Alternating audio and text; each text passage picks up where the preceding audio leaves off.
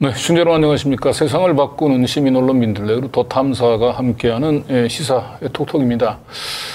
벌써 3년이 흘렀습니다. 박원순 전 서울시장의 죽음을 둘러싼 우리 사회의 논란은 여전히 종식이 되지 않고 있는데요. 진실을 규명하려고 하는 움직임에 대해서 그것은 피해자의 보호를 2번 죽이는 2차 가해라고 하는 이런 굴레, 여전히 진실을 규명하는 우리 시민들은 그 2차 가해 굴레 앞에서 온전한 목소리를 내지 못하고 있습니다. 그래서 오늘 저희는 박원순의 다큐멘터리 첫 변론이라고 하는 다큐멘터리를 지금 제작하고도 지금 아직까지 상영관 확보를 하지 못해서 굉장히 어려움을 겪고 있는 우리 김대현 감독님을 특별 손님으로 모셨습니다. 네, 반갑습니다. 네. 네, 그리고 우리 이명재 대표님도 오늘 어김없이 저와 함께 자리를 했습니다. 안녕하세요. 예. 본격적으로 우리가 얘기를 나누기 전에 우리 민들레에 대한 후원 다시 한번 좀 부탁드리면서 진행하도록 하겠습니다. 반성하는 언론 민들레. 예. 늘 민들레는 반성을 한다고 합니다. 뭘 반성을 합니까? 이번에? 네, 하려고 하죠. 네, 무엇보다도 우리 사회가 특히 이제 언론에서는 반성하는 언론이 거의 없죠. 특히 그리고 반성하지 않는 권력, 반성하지 않는 사회. 그래서 사실 뭐 모두에게나 필요하지만은 특히 언론에서는 그만큼의 많은 책임을 져야 되는 그런 역할을 하고 있기 때문에 늘 반성하는 태도, 그것이 늘 필요하다고 봅니다. 네. 자, 그리고 이제 민들레가 시민 언론으로서 그 더 큰 목소리를 내기 위해서 유튜브 서비스를 시작한 지 한 3개월 가까이 됐죠. 네. 네. 아직도 많은 시민들이 시민 언론 민들레는 이렇게 유튜브로 볼 수 있다라고 하는 걸 잘 모르시고 계신 것 같아요. 네. 저희의 이제 기사 칼럼들을 좀 더 많은 분들에게 좀 더 쉽게 들려줄 수 있도록 하기 위해서 여러 가지 강구들을 하고 있는데, 민들레 유튜브 방송을 지금 이미 이제 부분적으로는 하고 있지만은 좀 더 본격적으로 하기 위한 그런 대비를 지금 차근차근 하고 있어서 이렇게 머지않은 장래에 조만간에 저희가 선보일 수 있을 것 같습니다. 네. 9시 뉴스 더 탐사를 이제 9시 뉴스라고 얘기하시는 분들이 늘 있는데, 믿고 보는 9시 뉴스. 아마 8시에도 또 믿고 보는 새로운 뉴스 코너가 생길 거고, 거기에 아마도 시민 언론 민들레의 에디터들의 모습들을 볼 수 있을 것 같습니다. 조만간에. 잘 준비해 주시길 바라고요. 네. 자, 우리 박원순 시장의 이제 다큐멘터리 첫 변론 얘기하기에 앞서서 지금 워낙 이제 그 중요한 현안으로 대두하고 있죠. 그 이동관 방통위원장에 대한 후보자. 네, 후보자. 청문회가 지금 이제 곧 다음 주부터 열리는 건가요, 지금? 일정은 아직 나오지 않은 것 같긴 한데요. 아마 이달 중순에 시작이 된다고 하는 걸로 봐서는 이제 머지 않은 것이죠. 네.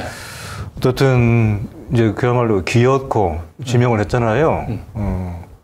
정말 뭐 절대적인 반대에도 불구하고 어떻게 보면은 사실 반대하니까 임명했다라고 볼 수 있을 것 같아요.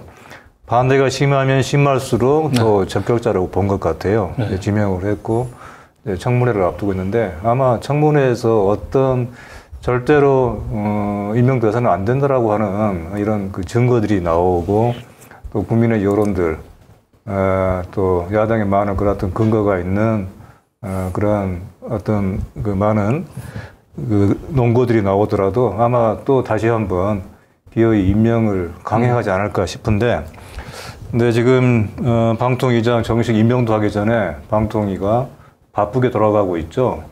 어떻게 보면은 이동관 방통위장 체제에서 벌어질 일을 지금 사전에 예고편처럼, 그리고 이동관 방통위장 취임을 마치 어떤 환영을 하기 위한 준비 작업인 것처럼 지금 대대적인 이런 여러 가지 공영방송에 대한 압박이 벌어지고 있습니다. 네.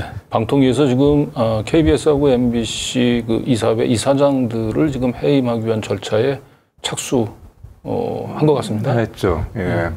그 KBS 이사회 또 MBC에 대한 감독 기구인 방송문화진흥회죠. 방송문화진흥회 두 기관의 네. 이사장 그리고 일부 이사에 대한 해임 절차 네. 착수해 있죠. 지금 네. 방통위 상임위원이 5명인데 지금 현재는 3명이죠. 3명이죠. 3명. 네. 그리고 네. 야당 1명 그리고 여당이 이제 2명. 네. 이렇게 3명으로 구성되어 있는데 이 3명으로 구성된 이 방통위가 그 KBS, MBC 이사장 해임이라는 굉장히 중요한 현안들을 이렇게 그게 아마 최우선 현안일 것 같아요. 네. 우리 이제 김성재 에디터가 이동관 청문회 앞에서 윤석 절차 방송 장악이라고 하는 이제 이런 기사를 내보냈는데 이게 이제 방송 장악이라고 하는 말보다도 어떻게 보면 방송 파괴이다라고 하는 말을 해야 될 것 같고요. 어찌됐건 지금 도대체 왜 이렇게 서두르는가. 사실 이것은 우리가 이제 한상혜 방통위원장을 추출하는 과정에서도 제기했던 의문이잖아요. 도대체 왜 임기가 한 달 반이면 끝나는데도 이렇게 기어이 밀어붙이는가. 네. 그만큼 다급한 것 같아요. 예, 네, 아무래도 방송을 윤석열 지지율이 지금 30% 또 뭐 20%에서 그 지금 정체 박스권에 갇혀 있는 이유를 방송을 보다 확실하게 장악하지 못해서 그런 결과가 나온 게 아니고 판단한 것 같은데. 그렇죠. 우리 강진구 씨도 알다시피 지금 사실 한국의 유력한 언론들 거의 대부분 다 이미 친윤 언론으로 친윤 신문으로 네. 이미 그렇게 장악돼 있잖아요. 그렇습니다. 장악 내지는 뭐 자발적으로 이제 포섭돼 있는 그런 상황인데 그럼에도 이 정도로도 불충분하다고 보는 것이죠. 네. 그러니까 저는 이것을 50% 장악돼 있는 언론을 뭐 99% 장악하려고 하는 그런 일련의 작업들이다 이렇게 네. 보는데, 네. 그래서 과연 이것이 성공할까 모르겠습니다. 법적으로는 어떤 이동관 씨를 방통위원장이 뭐 앉히고 하는 것이 외형적으로는 성공할지 몰라요. 근데 하지만 항상 어떤 일이든 간에 폭주하게 되면은 그것은 탈선하게 돼 있고 전복하게 돼 있다. 이동관 뭐 지명 후보자가 일단 방송 장악이라고 하는 것은 없다. 방송 장악은 허언이다. 이제 뭐 이렇게 입장을 얘기하고 있습니다만은 이동관 장관은 그걸 방송 장악으로 생각하지 않고 방송 정상화라고 아마 얘기를 할 것 같아요. 그런데 지금 최근에 보니까 또 이동관 지명자가 벌써부터 이 공산당 발언을 얘기를 하면서 사실상 이제 그 앞으로 어떤 식으로 언론들을 다뤄나가게 되는 게 사실상 선전포고를 한 거죠. 선전포고이고요. 또 선전포고할 때 이렇게 썼던 말도 이게 얼마나 단순하고 참 위험천만한 말입니까? 저급하기도 하고요. 이 언론을 그리고 국민들을 그 보는 시각이 상당히 들어있는 반영이 된 그런 표현들이죠. 이 말들이. 네, 하지만 이 같은 단순하고 저급한 이런 인식이 앞으로 이제 이동관 방통위원장이 자기가 방통위를 점령하고서 하겠다고 하는 것을 분명하게 예고하고 있는 거잖아요. 그만큼 이제 그 이동관 씨가 지금 단단히 각오를 하고 있는 것이다. 그렇게 볼 수가 있고, 우리 이제 김홍경 에디터가 쓴 것처럼 이게 사실은 이미 우리 역사에서 50년 전에 이미 끝난 얘기잖아요. 메카시즘이니 또 공산당 운운의 이런 말들이니.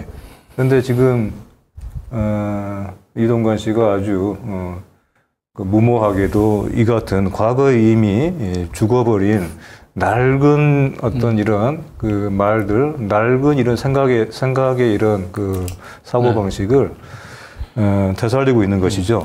네. 예, 이게 정권의 뭐 불리한 보도를 하는 방송을 이게 공산당 방송이라고 하는 거는 제 기억에도 뭐 80년대 뭐 전두환 정권에서도 사실은 이런 표현은 안 썼던 것 같아요.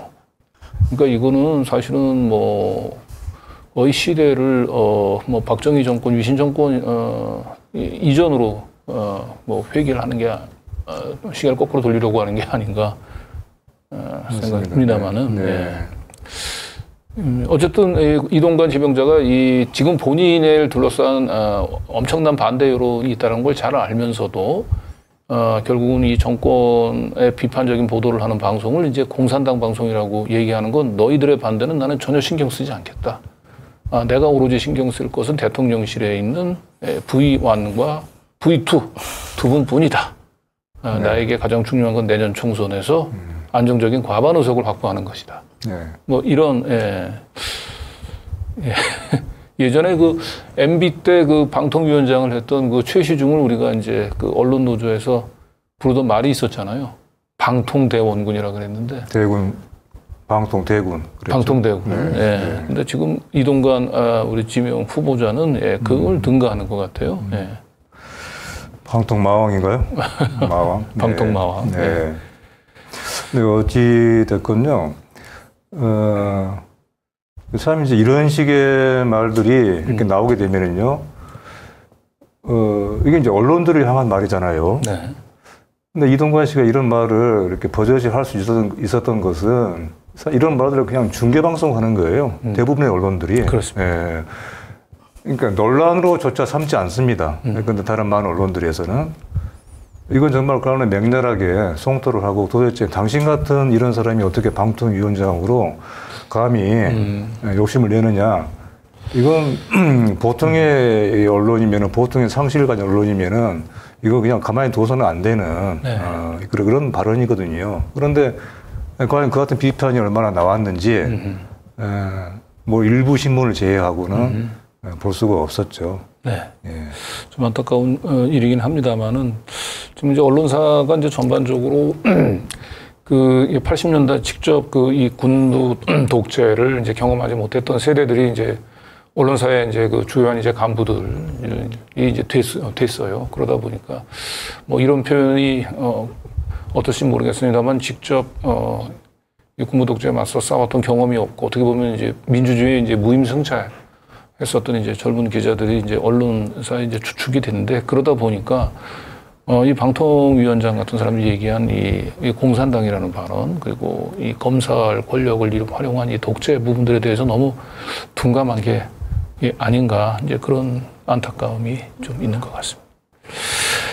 자 이제 본격적으로 오늘 저 박원순 전 시장의 죽음을 둘러싼 진실, 그 오로지 그 진실 규명을 위해서 3년 동안 좀 힘들게 영화를 다큐멘터리 제작을 해왔었던 우리 김대영 감독님 모시고 한번 얘기를 한번 나눠보도록 하겠습니다.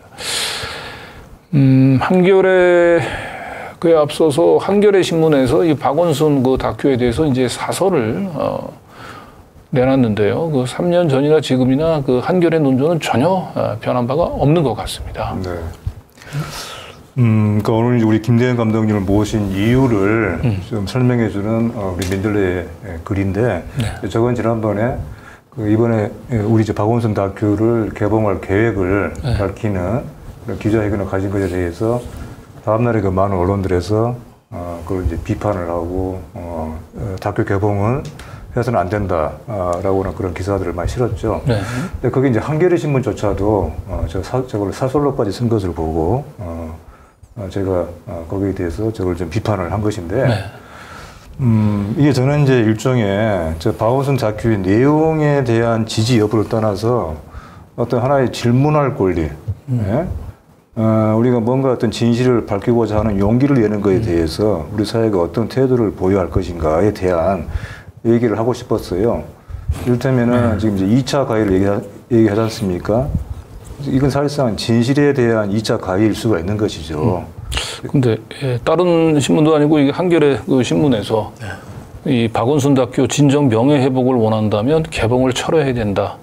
이런 내용의 그 사설을 보시고 정말 힘들게 영화 다큐를 제작해 오신 감독님 입장에서는 어떤 느낌 드셨습니까? 네, 사실 제가 바빠가지고 저 보지는 못했는데 굉장히 사실 좀 납득하기 어려운 얘기인데 이게 왜냐하면은 다큐라는 거, 영화라는 거는 사실은 그 영화를 보고 나서 이제 악평을 남기던 아니면 보지 말자고 우리가 이제 주변에 권유하던 아니면 영화평을 뭐 이렇게 올리던 뭐 다양한 이제 행위를 할 수가 있는데 아니 영화를 본 분들이 없지 않습니까? 지금 영화를 지금 사실은 제가 이제 계속 편집을 고치고 있어가지고 어제 사실은 이제 영화가 이제 그 완성이 됐습니다. 어제 이제 편집이 이제 수정한 버전이 이제 어제 완성이 됐는데 제가 영화의 그 박원순 시장과 관련돼서 어떤 내용을 어떻게 담았는 줄 알고 제 머릿속에 들어온 것도 아니고 도대체 개봉 자체를 그러니까 박원순 시장 사건에 대한 뭐 이야기들은 여러 가지 논란이 있을 수가 있고 자기의 생각을 밝힐 권리가 누구에게나 있다고 생각을 합니다. 그건 뭐 저도 존중하는 바이고요. 근데 이제 제가 그 3년에 걸쳐서 이 사건을 이제 좀 그 팔로우를 하면서 뭐 나름 그 독립영화 감독으로서 이 사건에 대한 여러 가지 의문들을 뭐 제기를 할 수 있는 거 아니겠습니까? 근데 이제 그 제기된 그 의문들, 그 내용들 영화를 그 보지도 않은 상황에서 공개도 안 된 상태에서 그 영화의 존재 이유 자체를 박탈한다는 거는 정말 이 시대를 야만으로 돌리는 거가 아닌가. 저는 뭐 그런 생각밖에 들지 않습니다. 네. 그래서 예, 한번 이어가 보도록 하겠습니다. 예, 이제 이동관 후보자가 말하는 공산당 신문. 순서가 좀. 네, 순서가. 예. 네, 이동관 씨. 어차피 이동관 얘기가 나왔으니까. 네, 맞이하고 넘어가죠. 그러니까 이동관 씨가 말한 공산당 신문이 어떤 신문인가. 그 본인은 이제 공산당 신문 방송이라고만 했지, 이게 어떤 신문인가라고 물어보니까 얘기를 안 했잖아요.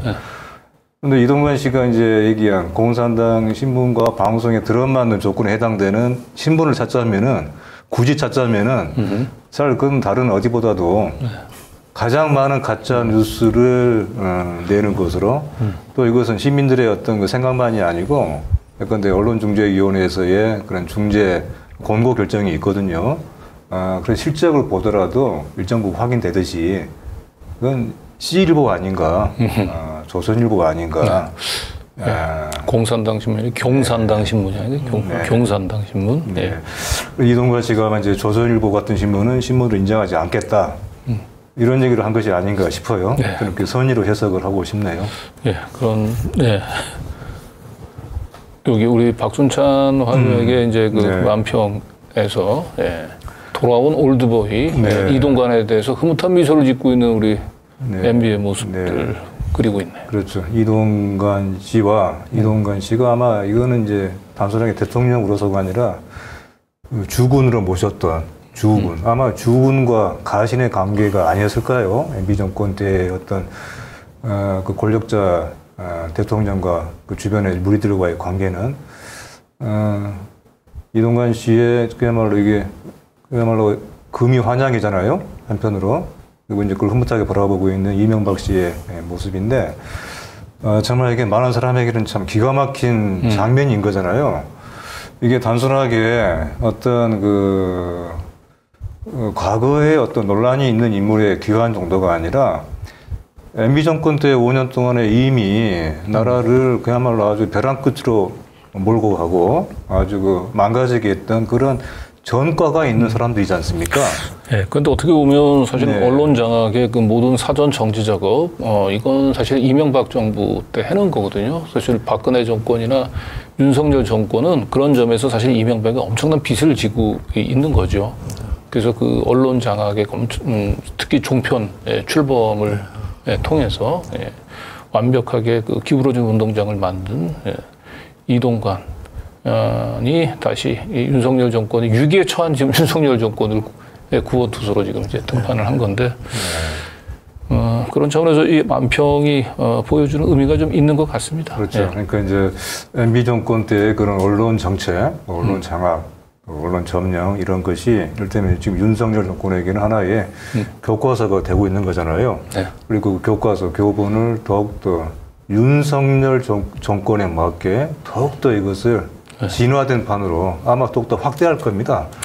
당시에 그 최수중 이동관 체제 이상으로 그리고 그것을 가장 잘 해낼 최고의 적임자로 이동관 씨를 선택을 한 거겠죠. 네. 자, 근데 어쨌든 지금 이 정치적인 문제에 있어서의 그 기울어지는 운동장, 뭐 그것도 문제이긴 하지만 지금 우리 김대영 감독님 나왔습니다만은 이 박원순 시장 문제 같은 경우는 그 기성 언론에서 사실은 우군이 없어요, 우군이. 그죠? 전혀 없습니다. 전혀 없습니다. 그래서 한겨레 신문마저 저렇게 박원순 시장의 명예 회복을 위해서는 아예 다큐를 상영할 생각을 하지 마라. 입에 올리지 마라. 네. 이러는 건데, 예. 그런 차원에서 보면 이 민들레 우리 이명재 에디터가 썼던 이 박원순 다큐 지지 모임 그를 위한 첫 변론 막지 마라. 이런 기사가 그나마 뭐 한겨레 신문이나 아니면 경향신문에 나왔다고 얘기한다면, 예. 네. 예, 그나마 이 박원순 시장에 대해서는 좀 우리 사회가 조금 균형 잡힌 판단을 할 수 있었을 텐데, 이제 민들레, 그나마 그래도 민들레가 있어서, 예. 우리 김대영 같은 분들이 덜 외로울 것 같습니다. 네, 그렇습니다. 네. 큰 힘입니다. 네. 이 박원순 다큐 지지 모임, 10인 모임이 지금, 어떻게 지금, 결성이 돼서 지금 운영이 되고 있나요, 지금?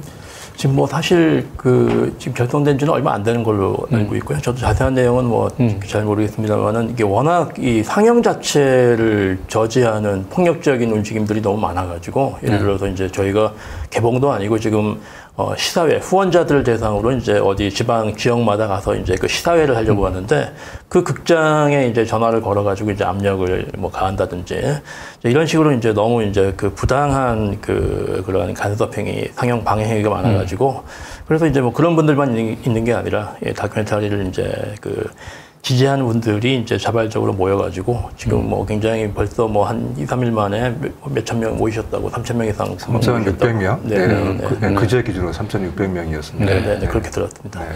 근데 제가 볼 때는 이 박원순 다큐를 이제 막는 분들은 사실은 제가 볼 땐 피해자를 이제 피해자 보호를 명분으로 내세우고 있지만 제 느낌에는 진실이 드러나는 것을 두려워하는 것이 아닌가 싶어요. 네. 결국은 진실이 드러나게 되면은 박원순 시장의 죽음 당시에 그를 일방적으로 성폭력범이라고 그의 굴레에 씹었던 모든 사회 세력들, 언론들의 자신들 부끄러운 자신들의 민낯이 드러나는 거 아닙니까? 네네. 3년 전에 이제 제기했던 여러 의혹들, 이제 기자회견이나 이런 데서 발표했던 얘기들에서 지금 3년이 지난 시점에 그분들 이야기가 이제 하나도 이제 바뀐 게 없고 그렇기 때문에 이제 2차 가해라고 얘기하는 거는 3년 전에 그분들이 장례식 날 뭐 기자회견 때 밝혔던 이야기라든지 뭐 그런 것들이 기준을 하고 있거든요. 근데 이제 제가 이제 3년간 뭐 자료를 찾고 여러 가지 데이터들을 이제 모아본 결과 거기에서 이제 3년 전에 제기했던 여러 의혹들의 대부분이 사실이 아닌 걸로 드러났어요.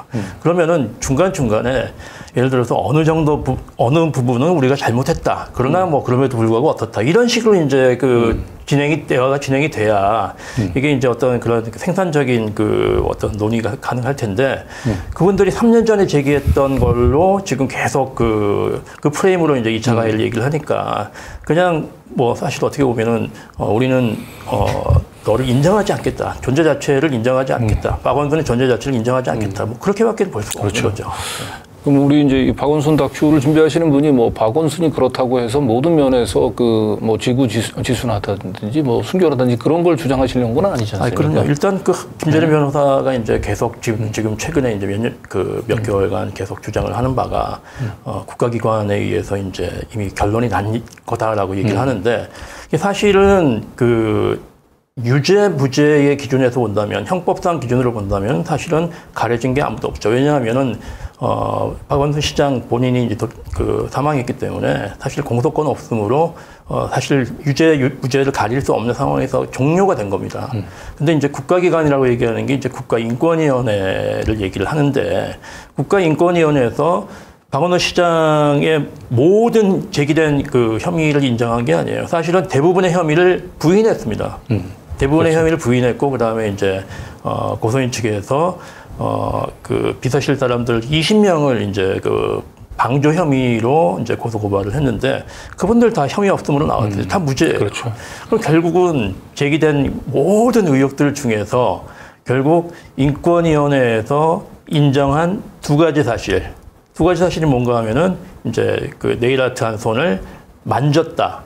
그다음에 이제 늦은 밤에 부적절한 메시지를 구체적인 부분들은 이제 뒤에서 조금 더 다룰 겁니다. 국가인권위에서 조사 결과 우리가 알고 있는 것과 다르게 국가인권위는 사실은 뭐 상당 부분 우리가 이 사실로 받아들였던 네. 박원순 시장에 대한 수많은 이 저주의 언어들이 사실은 사실이 아니라고 하는 게 확인이 됐어요. 그건 이제 뒤에 가서 좀 살펴보도록 하고요. 네. 요 한 장의 사진, 인권이라고 얘기하는 건 누구에게나 사실은 보편적이고 적용돼야 되는 거거든요. 예. 그 피해자, 그분의 인권이 중요한 만큼 이 박원순 시장의 그리고 그 유족들의 인권도 예, 사자의 명예도 굉장히 중요한 겁니다. 그런데 지금 요 한 장의 사진을 한번 보십시오. 예. 만들기 전에 생각했나요? 너희가 이러는 거 원순이가 좋아할까? 예. 그 시사회장 앞에 이제 아마 저런 식으로 반대를 하는 모양이죠. 대전 그 후원자 시사회장 앞에서 가셨다고 그랬어요. 저 사진을 보고 참 저기 얼마나 좀 무례한 것인지 그러니까 반대할 수 있는 거잖아요, 얼마든지. 하지만은 참 저런 식의 뭐라 그럴까 참 그 모욕적이고. 아주 무례한 저런 말들, 저런 식의 반대를 하고 있는 것이 저기 뭐 전체는 아니겠지만은 어쨌든 저런 반대가 지금 이루어지고 있다. 그리고 저런 질문 자체를 아예 봉쇄하는 악착같이 봉쇄하는 저런 흐름이 지금 벌어지고 있다고 하는 거. 그래서 저는 더더욱이나 다큐의 상영 그리고 다큐의 상영이 왜 필요한지에 대한 이유를 한 장의 사진이 많은 걸 설명해주고 있는 것이 아닌가 하는 그런 생각이 들어요. 저는 뭐 사실 뭐 무례하다는 지점보다 더 본질적인 거는 만들기 전에 생각했나요라는 부분이 이제 더 저는 그 문제가 있다고 생각을 하는 게 기본적으로 이제 창작자라는 거는 어떠한 소재, 어떠한 주제를 가지고도 만들 수가 있는 겁니다. 그래서 이제 그 생각 자체를 지금 그 단계를 지금 부정하는 이제 그런 내용들이 오히려 더 충격적이고요. 그래서 창작이라는 행위 자체에 대한 그 본질적인 부분들을 갖다 건드리고 있는 점에서 그 표현상의 무례한 지점보다는 그 지점이 훨씬 더 저는 그 문제가 심각한 그런 그 피켓팅이라고 생각을 합니다.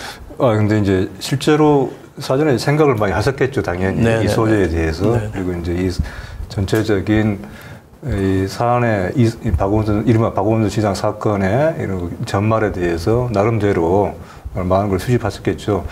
그리고 이제 저도 이제 오늘 알게 된 거지만 김대현 감독님은 그동안 특히 이제 그 음악 다큐 쪽으로 오랫동안 작업을 해 오셨고요. 특히 또 눈에 띄는 그 작품의 그 필모그래피를 보니까 여성 서사, 우리 사이에 숨겨진 여성 서사를 다룬 이런 다큐를 적잖게 제작을 하셨더라고요. 그러니까 남들이 주목하지 않는 그런 주제를 아주 진지한 시선으로 사실 뭐 제대로 된 다큐라고 하는 것은 상당히 많은 오랜 시간의 공과 시간을 들이는 거잖아요. 이제 그런 작업을 오랫동안 해오신 감독님이어서 이 사건에 대해서 주목을 하게 되고 제작을 해야 되겠다고 생각을 할 때는 다 그만한 충분한 숙고가 있으셨겠죠. 어쨌든 뭐 박원순 그 다큐가 상영되는 것에 대해서 반대는 할 수는 있습니다. 다만 그 박원순 다큐의 내용들이 어떤 내용들을 담으려는지를 먼저 알고, 그렇죠? 내용을 알고 그 부분들에 대해서 비판하는데, 근데 박원순이라고 하는 이름을 달고 한 다큐 이 제작 자체, 상영 자체를 지금 반대하는 게 문제인 것 같은데, 그러면 지금 많은 시청자분들도 궁금해하실 것 같습니다. 박원순 다큐는 이제 어떤 내용들을 담고 있나? 저희가 이제 오늘 그걸 다 보여드릴 수는 없습니다만은 이게 이제 영상 홍보용 영상이죠. 트레일러 1분 30초짜리 박원순 다큐 홍보 영상 같이 한번 잠시 감상하시겠습니다. 누구? 그 사람이 나한테 왜? 시장의 사망 자체를 하나의 유죄의 인정으로 이제 받아들인 거예요. 박원순 서울시장이 숨진 채 발견된 불상의 사망 소식을 신속히 다뤘습니다. 당사자가 더 이상 이제 반론을 펴지 못한 상황에서 그냥 마음대로 얘기를 하는 거죠. 박 시장 휴대폰을 무조건 봐야겠다. 이렇게 하는 건 아주 무리한 주장인 것 같아요. 양쪽에 똑같은 데이터가 다 있다고 봐야 되기 때문에 오히려 자기 본인 휴대폰에 훨씬 더 많은 증거가 남아있어야. 피해자가 계속적으로 추행의 피해에 노출되도록 한 점 등의 전혀 그런 일이 없었고 오히려 굉장히 비서실에서 일하는 거에 대한 자부심을 느끼고 있었습니다. 어느 순간서부터 그 자그마한 의문을 제기하는 걸 모두 2차 그 가해로 내몬다는 점에서도 우리 사회에서는 페미, 미투, 계엄령이 발동된 상황이고 죽는 것도 2차 가해다 이런 이제 기사까지 나오기도 했고요. 그렇게까지 하는 이유를 저는 솔직히 모르겠습니다. 너네가 그렇게 질문할 게 뻔하니까 돌아가신 거예요.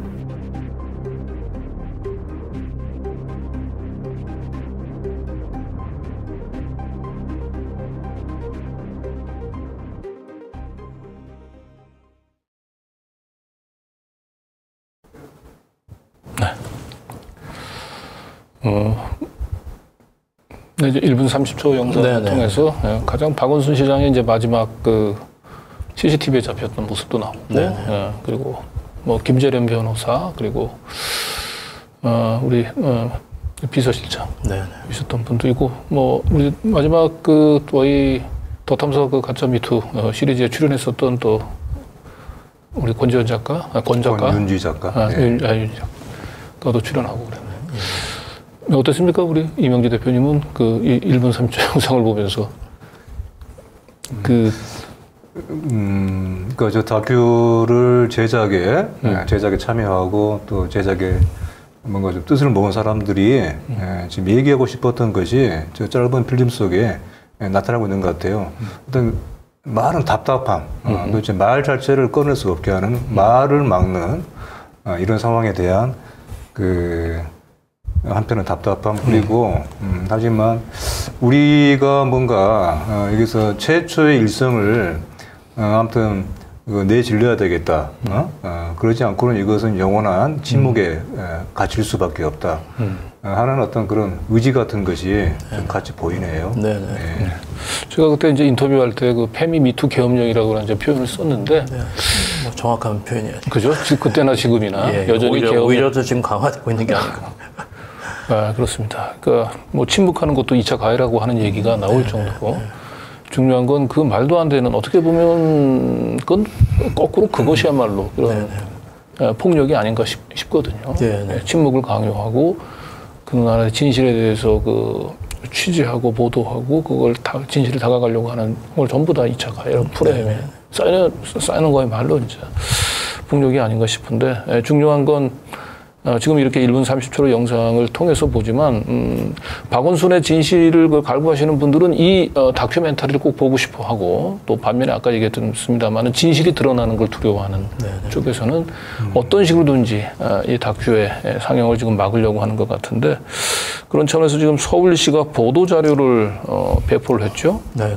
이게 서울시 보도자료인가요? 아니면? 네, 서울시입니다. 네, 서울시 보도자료군요. 이게 이제 지금 이제 서울시가 상영금지 가처분 신청을 제기한 모양입니다. 8월 1일 날. 이제 저 서울시가 지금 규정 예를 든 게 지금 이제 근거를 든 게 여성폭력 방지 기본법이라고 이제 저거를 근거로 가처분 신청을 했는데, 일단 법의 해석 자체가 너무나 자의적입니다. 저 2조에 보면은 이제 그 2조에 입각해서 이제 했다고 나와 있거든요. 여기는 이제 18조 또 거기에 이제 따르는 건데, 일단은 서울시가 도대체 왜 제 영화에 대해서 이런 어떤 연관관계를 가지고 서울시가 주체가 돼서 이제 상영금지 가처분을 하는지 일단 도저히 이해를 할 수가 없습니다. 지금 사실은 지난 7월 달에 인천 여성영화제가 있었거든요. 거기서 이제 인천시에서 인천 여성영화제에서 동성애를 다룬 영화가 이제 상영이 된다는 이유로 지원을 철회를 했어요. 그래서 이제 말하자면 이제 동성애 영화는 내내 상영하지 마. 이제 뭐 그런 거였고, 그다음에 이제 2019년 5월에 이제 서천군에서 이제 제가 이제 영화제를 금강역사영화제라는 영화제 집행위원장을 맡아서 이제 영화제를 개최를 했었는데, 그때 광주 영화라는 이유로 김군이라는 다큐멘터리를 상영하지 마. 이제 그런 적이 있었습니다. 그리고 이제 또 조금 더 멀리 가면 2014년 우리 이제 10월 부산국제영화제에서 다이빙벨이라는 영화를 이성호 세월호 영화니까 이제 서병수 시장이 이거 상영하지 마. 이제 그런 적이 있었습니다.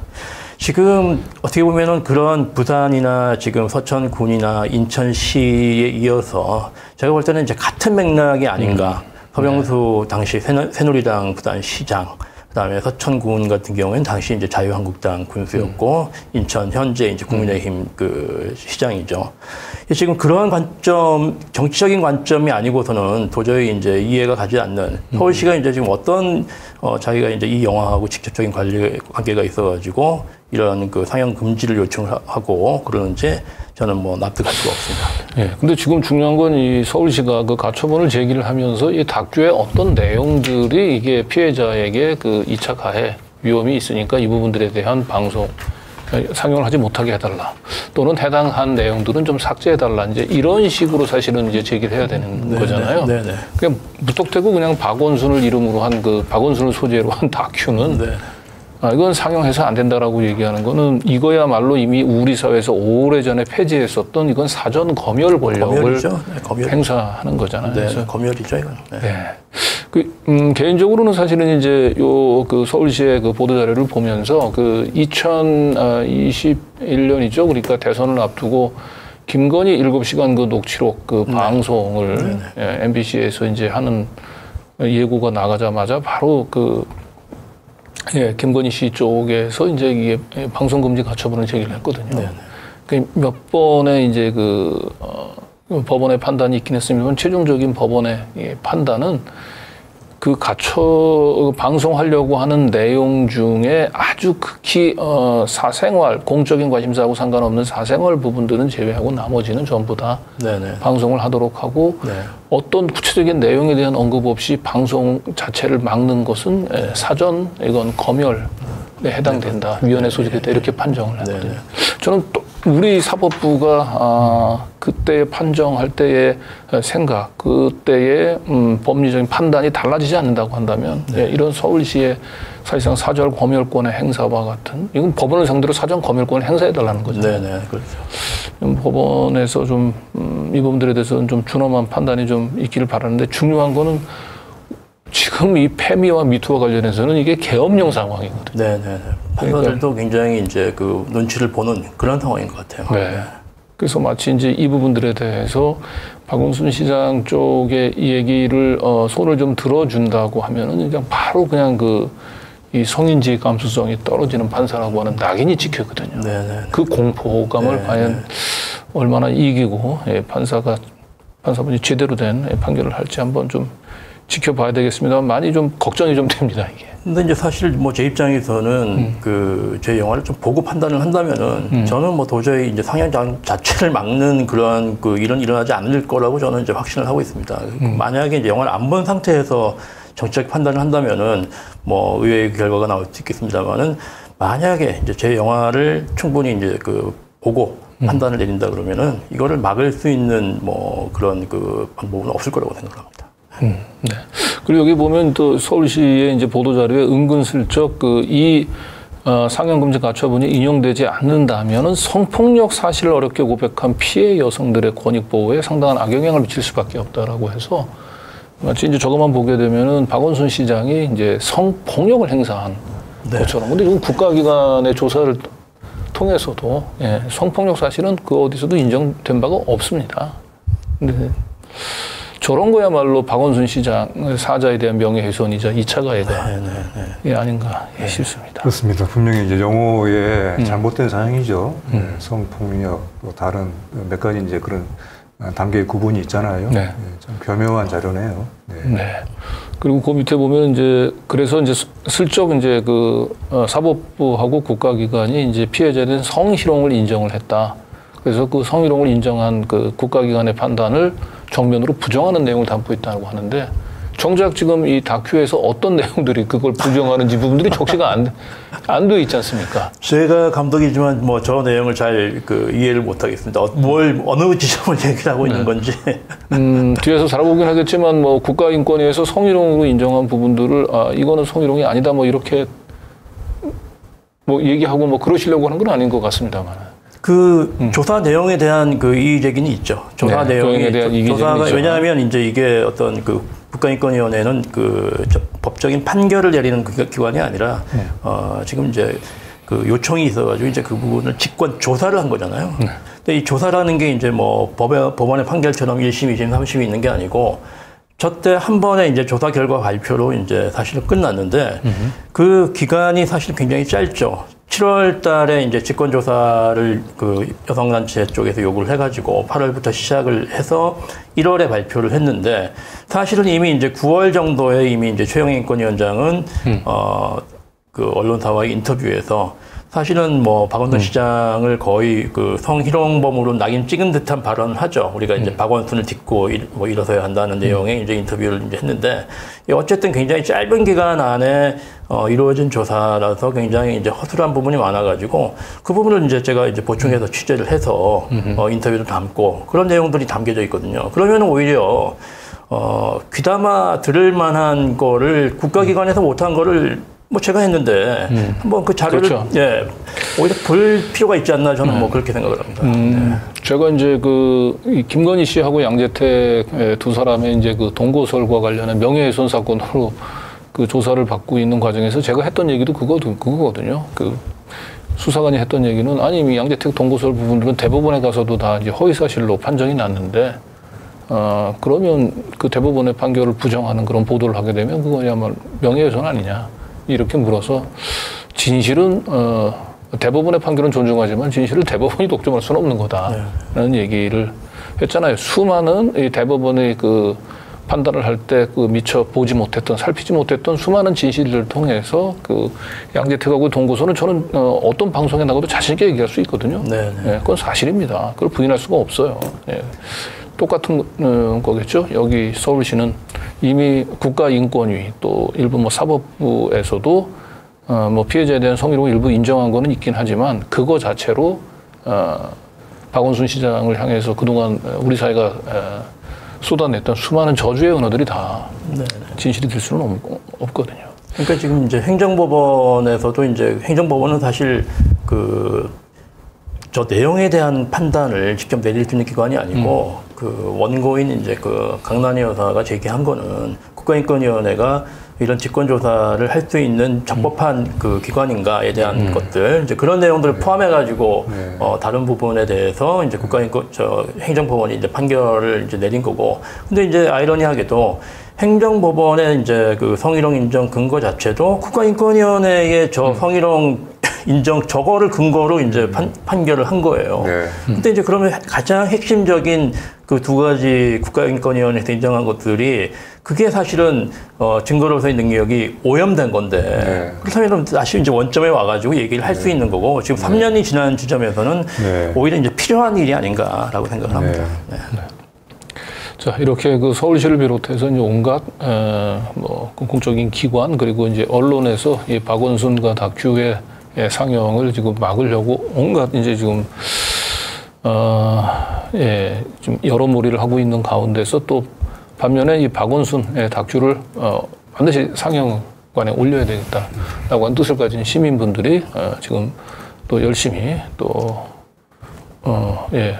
자신의 움직임을 좀 갖고 있습니다. 그래서 박원순 다큐를 지지하는 시민 모임에 이제 참여할 시민을 모집합니다라고.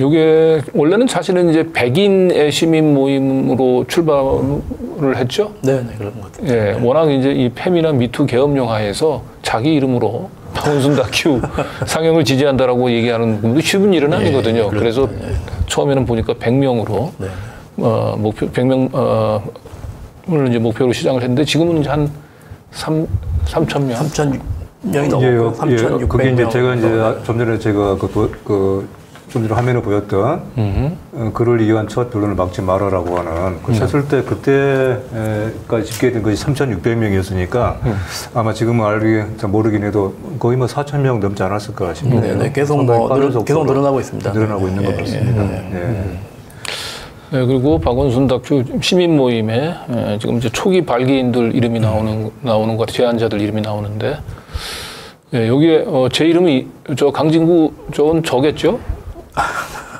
네, 광명 교육감도 이제 있고요. 또 여성분들도 적잖게 있죠. 네, 여기 이명재 대표 이름은 보이지는 않습니다. 저는 이제 저 후에 그 후에 네. 이름 없는 한 명의 시민으로 참여를 한 거고요. 하여튼 여기는 지금 우리 사회에서 신망을 받는 분들이 적잖게 참여도 하고 있고 무엇보다 여성들도 꽤 이름을 올리고 있다는 거 그것이 뭘 의미하는 것인가? 저도 사실 그 이제 영화를 준비하는 과정에서 제가 이제 뭐 농담반 진담반으로 제가 이제 잃을 게 없는 감독이기 때문에 저는 뭐 쉽게 놔둘 수 있다라고 이제 얘기를 했는데 그럼에도 이제 제가 하나 딱 걸렸던 거는 사실은 이제 주변에 그 제 여성 지인들 같은 경우에는 이제 뭐 당연히 비판적인 입장을 갖고 있는 분들이 훨씬 더 많다고 생각을 했기 때문에 그런 이제 관계에 대한 부분들은 제가 어느 정도 이제 감수를 해야 되지 않을까라고 생각을 했었는데 그게 이제 굉장히 기우였습니다. 그래서 제가 이제 1주기, 2주기, 3주기를 지금 겪으면서 여성들은 그런 생각을 할 거야라는 것조차도 저조차도 감독인 저조차도 이제 굉장히 하나의 예단이었다라는 생각이 들고 뭔가 그래도 자기 검열이 되는 거죠. 네네네. 그래서 여성분들도 사실은 이게 여기 이 사건에 대해서는 이게 남녀의 차이가 없는 것 같아요. 그렇죠. 그렇습니다. 이제 이 대목에서 왜 그 미투 운동을 처음에 제창을 했던 사람이 이제 미국의 흑인 여성이지 않습니까? 타라나 버크라고 그렇게 알려진 여성이죠. 그 여성이 이제 했던 말로 적잖게 이게 인용이 되는 말인데. 미투 운동은 여성 운동이 아니다. 그리고 남성은 적이 아니다. 그리고 중요한 것은 증거이지 진술이 아니다. 이런 말을 했지 않습니까? 미투 운동의 창시자가 왜 이런 얘기를 했을까에 대해서 한번 돌아봐야 될 겁니다. 그렇죠. 그러니까 미투 운동이라고 얘기하는 것은 이제 인간의 이제 상식과 그 이성을 이제 부정한 하고 그 피해자에 대한 그 맹목적인 믿음과 지지를 얘기하는 건 아니란 말이죠. 예, 당연히 상식과 그 이성을 그렇습니다. 그러니까 상식과 이성 또 진실에 기반한 페미니즘, 뭐 페미니즘이건 뭐 미투이건 다른 어떤 주의건 간에 항상 거기는 진실, 어떤 보편적인 이성 여기에 기반을 해야죠. 이런 말이 있어요. 저는 제가 이제 가끔 쓰는 말인데 주의를 주의하라. 이런 말을 저는 이제 가끔 쓰는데, 근데 우리가 이제 어떤 이상이나 가치로 신봉하는, 추구하는 그런 가치들이 있잖아요. 근데 민주주의, 또는 뭐 어떤, 근데 뭐 사회민주주의라든가, 또는 뭐 페미니즘, 어떤 주의건 간에 그 주의를 추구하되 그 주의에 갇히면 안 돼요. 그 주의를 절대화해서는 안 된다는 것이죠. 이것이 우리가 페미니즘이니 또는 미투 운동에 대해서도 역시 적용돼야 되는 주의할 사항이다. 그렇게 보죠. 네.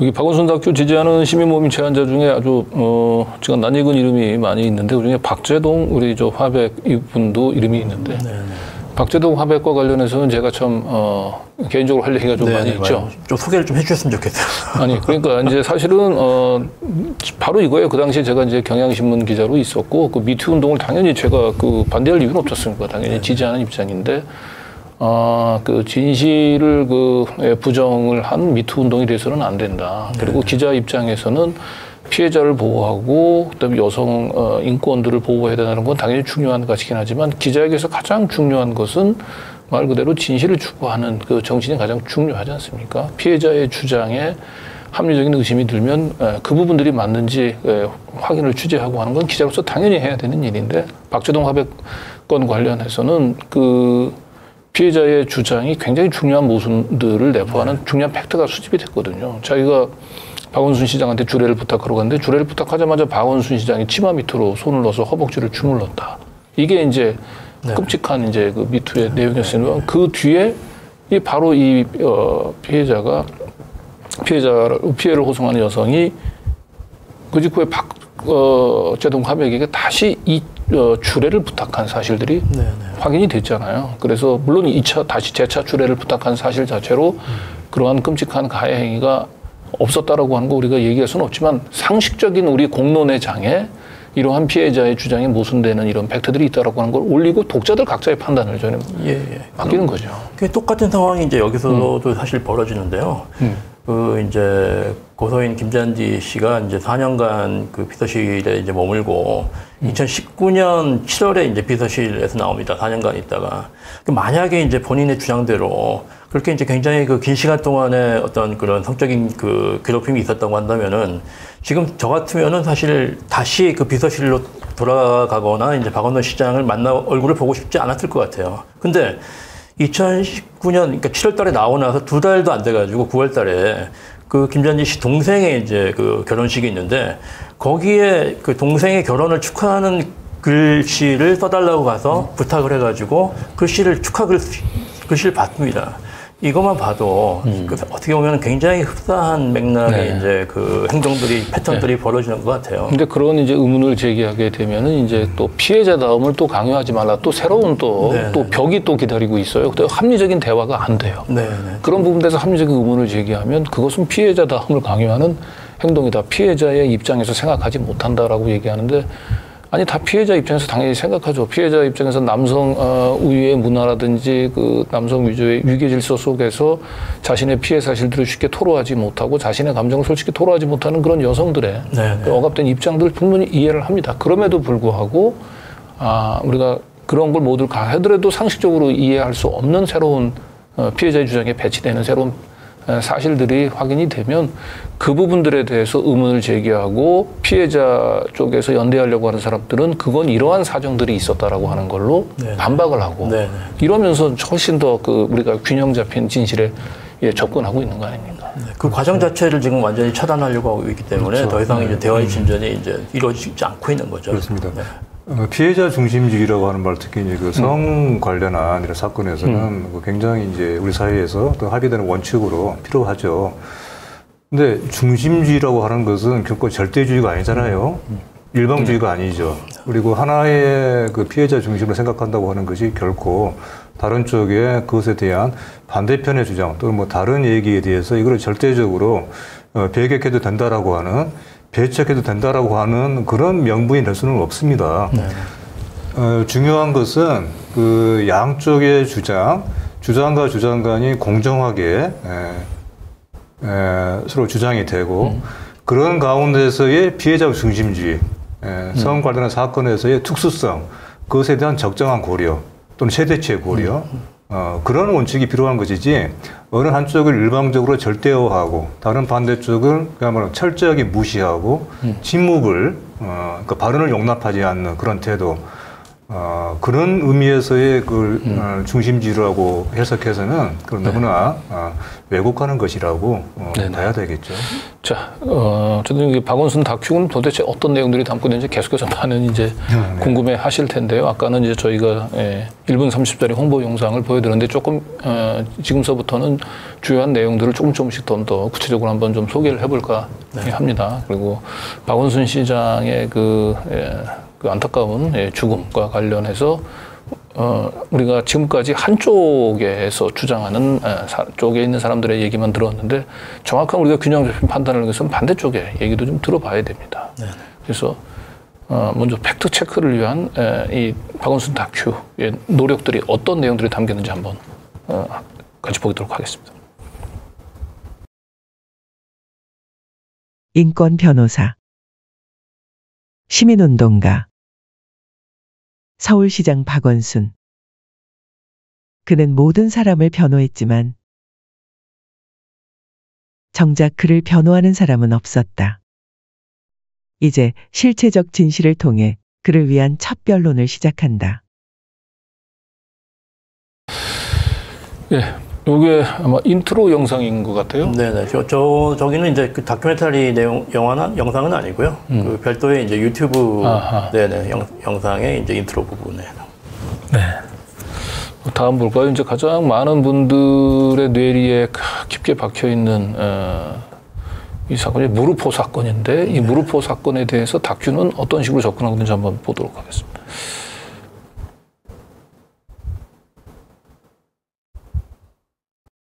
그 자리에 있던 직원이 고소인이 박 시장에게 시장님 저 무릎 다쳤어요. 호해주세요라고 말하는 것을 들었다고 증언한 것입니다. 고소인이 먼저 무릎에 호해달라고 요청했다는 건가요? 네, 맞습니다. 심지어 이 증언은 국가인권위원회 조사에서 나온 진술입니다. 박원순 사건에 대한 국가인권위원회의 직권조사 결정문 14페이지에도 이 내용이 기록되어 있습니다. 그런데 왜 이 내용이 사람들에게 알려지지 않은 거죠? 고소인이 먼저 무릎에 호해달라고 말했다는 내용은 박 시장이 세상을 떠난 지 5개월 만에 기사를 통해 알려졌습니다. 이미 많은 사람들이 박 시장에 대한 사회적 낙인을 찍은 다음이었죠. 네. 네, 결국 이 무릎호 그 사건은 피해자가 먼저 무릎호 해달라라고 하는 걸로 해서 시작이 됐던 거군요. 현장에서 이제 그 상황에서 단둘이 있었던 게 아니고 다른 그 비서관들이 있었습니다. 그래서 그 현장에 있었던 다른 비서관이 이제 증언을 했었고요. 그 내용이 이제 남아 있는데 사실은 이제 그 내용이 이제 전혀 알려지지 않았죠. 그래서 이미 박 시장은 이제 무릎호를 해달라는 그런 완전히 정반대의 이제 그 상황으로 언론에 이미 이제 낙인이 찍혀서 끝난 그런 뭐 그 왜곡된 사실 중에 이제 하나죠.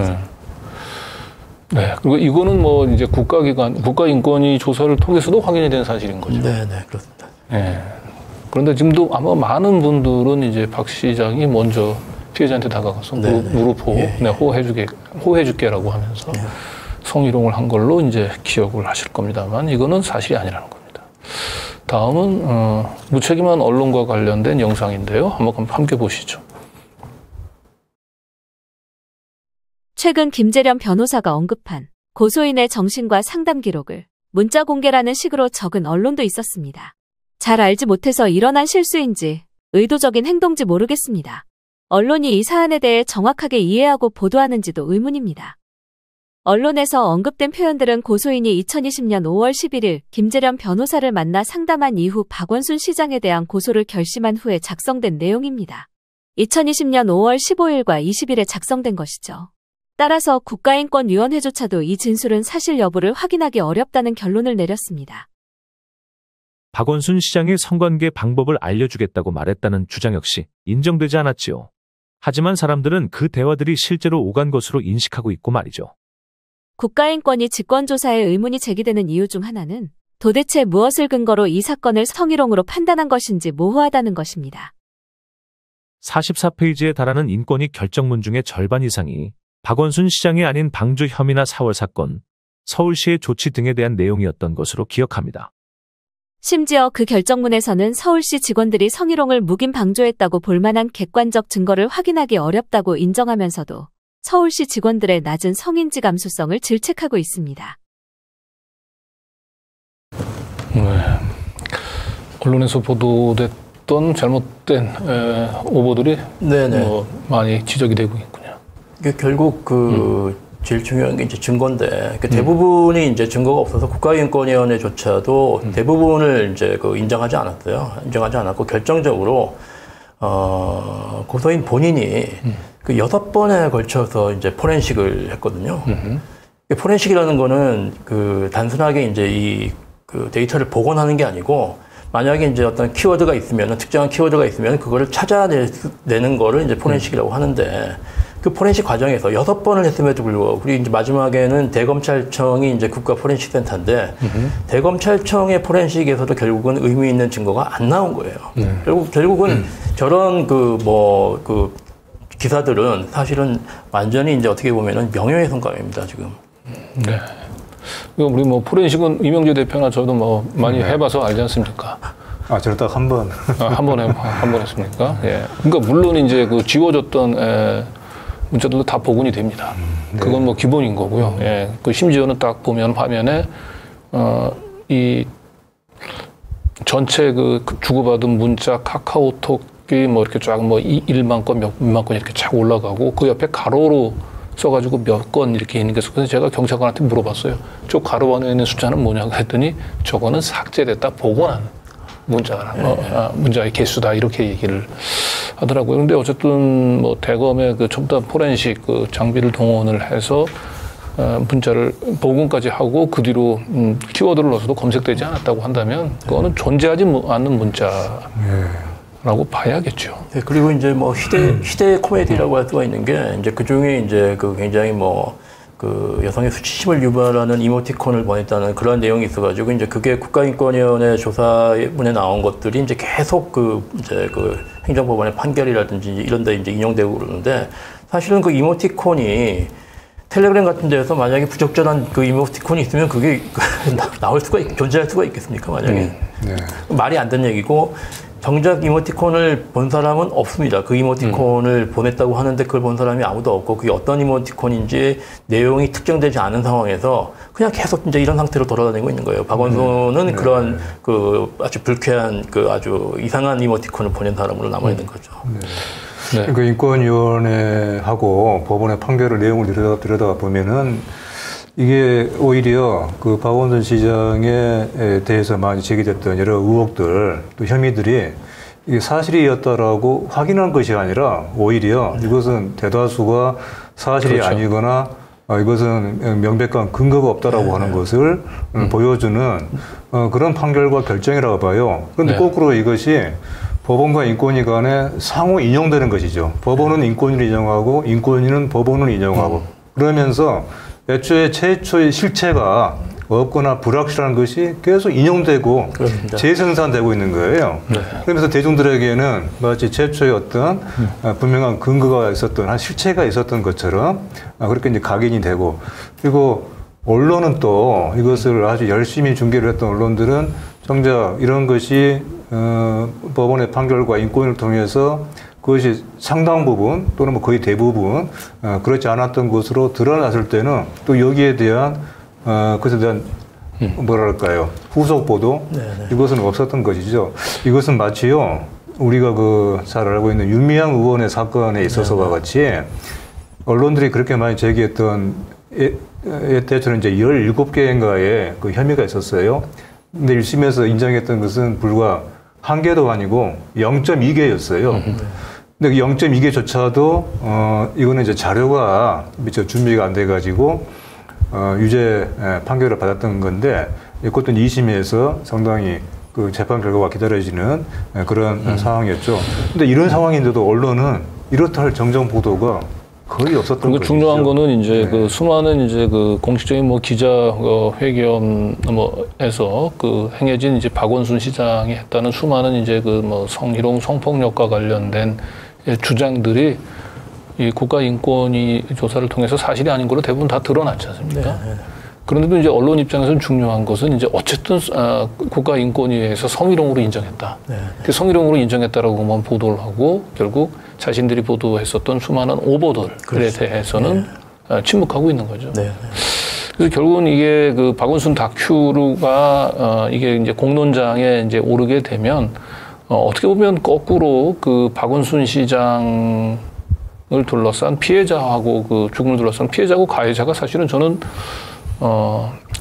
바뀔 수도 있다고 봅니다. 그리고 피해자를 보호하기 위해서 엄청난 이 정의의 사도인 것처럼 행동했었던 언론들이 박원순 시장에 대한 무차별적인 폭력을 행사했었던 그러한 반인권 적인 이 행동을 했다는 걸로 사실은 본인들이 이제 비난을 받을 수도 있기 때문에 그걸 굉장히 두려워하고 있는 게 아닌가. 사실 그 이제 만약에 이제 그런 상황까지 간다 그러면은 그 반대로 보면은 명예훼손에 해당하는 건들이 정말 그 차고 넘칩니다. 제가 볼 때는 왜냐하면 이제 사실이 아닌 부분들을 너무 이제 그 지나치게 이제 확대해서 보도를 한 게 너무 많기 때문에 예를 들어서 이제 뭐 속옷 같은 경우에 젊은 그 여성들 같은 경우에는 정말 아주 가장 거부감을 일으키는 그런 것들 중에 하나 아니겠습니까? 이제 자기 상사가 늦은 밤에 속옷 입은 사진을 보냈다고 한다면은 정말 그 얘기를 들었을 때는 굉장히 많이 이제 거부감을 그 불러일으킬 수 있는 그러한 내용인데 사실은 그 증언에 따르면 그 김잔디 씨가 이제 그 핸드폰을 본 같은 비서실 직원의 증언에 따르면은 그거는 인터넷에서 누구나 볼 수 있는 우리들이 그리고 이제 그게 김잔디 씨한테만 보낸 게 아니고 많은 그 서울시에 이제 그 단톡방에 올라가 있던 누구나 검색하면 볼 수 있는 그런 내용들을 가지고 이제 이거 속옷 사진을 보냈다는 걸로 이게 이제 그 확대가 되면서 초반에 이제 굉장히 이 사건 자체를 왜곡되게 몰고 가는 거에 크게 기여를 했었죠. 언론이. 자, 여기서 이제 그 이 같은 이제 문제 의식을 담은 2차 홍보 영상이 있는데요. 이건 조금 깁니다. 2분 1초짜리인데요. 같이 한번 보시겠습니다. 최영애 인권위원장은 저희 비서실장 아직 조사도 이루어지지 않은 시점에 언론과의 인터뷰에서 성폭력이 있었다는 취지로 이야기를 합니다. 국가인권위원회는 박원순 전 시장의 말과 행동은 성희롱에 해당한다고 결론 내렸습니다. 집무실에서 손톱과 손을 만졌다는 주장이 사실로 인정된다며 인터뷰가 끝나기 전에 여비서가 들어와서 시장님 시간 다 됐습니다라고 2번 정도 경고를 해서 우리가 그럼 끝내줘 하고 나오는데 그 여비서가 시장님 저 오늘 네일 아트 했어요라고 손을 이렇게 들이밀었고 시장님이 처음에는 이제 관심도 없이 우리랑 얘기하고 있었는데 부장 선배가 요즘 이런 거 예쁘게 하는 것도 개성이고 이런 거 잘해야지 일도 잘하는 사람이다 좀 봐줘라 뭐 이런 식으로 얘기를 해서 시장님이 그때서야 이렇게 안경 이렇게 하면서 그래요? 참 예쁘네 뭐 요즘은 이런 것도 만들어요? 하면서 이렇게 신기하게 봤고 그걸 다 저희가 옆에서 보고 있었기 때문에 그게 어떤 성희롱이나 이렇게 그런 건 아니었다. 박 전 시장이 늦은 밤 피해자에게 부적절한 메시지와 사진, 이모티콘을 보내고 이제 음란 문자 메시지가 남는데 경찰은 증거라고 할 만한 게 없다고 발표했거든요. 수사 결과 발표하면서. 한 달 후에 국가인권위에는 그런 게 있다고 판단했는데 그럼 경찰이랑 다르게 판단한 근거가 뭔지 정도는 국가인권위에서 책임지고 논거를 제시를 해줘야죠. 제가 아는 한에서는 대검의 포렌식 센터가 국내 최고의 기술을 가지고 있습니다. 경찰 포렌식 센터하고 또 비교가 안 되죠. 그래서 대검에서 못 뽑았다고 하면은 유의미한 게 없었다고 보는 게 맞는 거죠. 그 인권위 결정에 나고 나서 모든 언론들이 성희롱, 성추행, 성폭력 범죄, 이런 식으로 다 썼어요.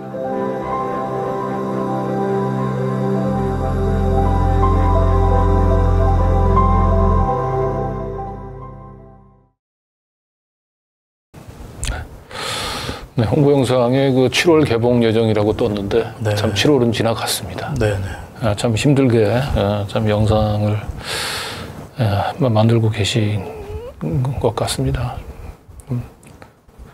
뭐라고 뭐 드릴 말씀이 좀 없는데 네, 우리 김호경 에디터가 네, 박원순의 진실은 아직 확정되지 않았다.